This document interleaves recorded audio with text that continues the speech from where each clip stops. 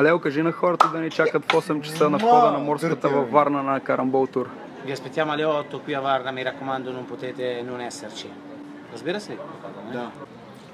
Строима сцена, всичко ще е много модерно. Чакаме ви да крещиме много силно. Сме в морската Варна и ще се пуснем да се разходим, да питаме хората дали играят тото. Играят ме, бе. Не играят тото от скандал. И така.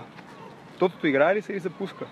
Приятели, след малко ще правим саундчек с Тото Или Ело. и с Лело. Вече не боли, вече не боли.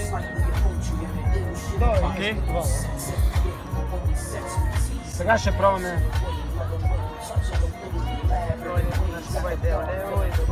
Ще пробвам да прецакам играта са.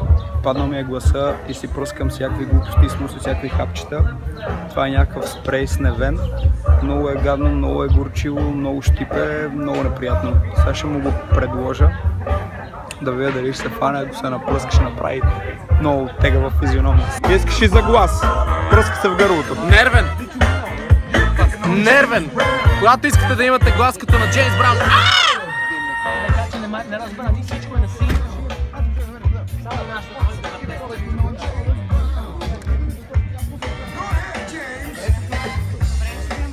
Трябва да си взимаш тази глупост.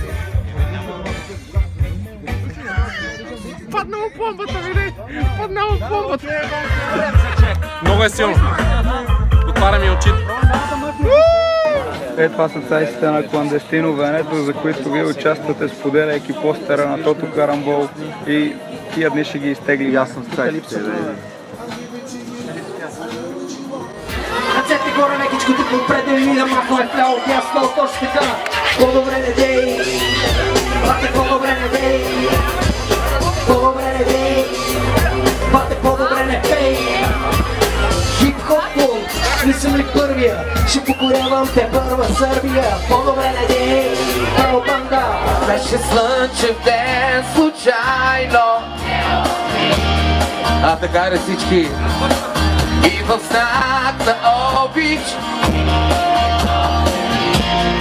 Ейо, Варна, и потърсих с теб забравен бяг на любовта и песента.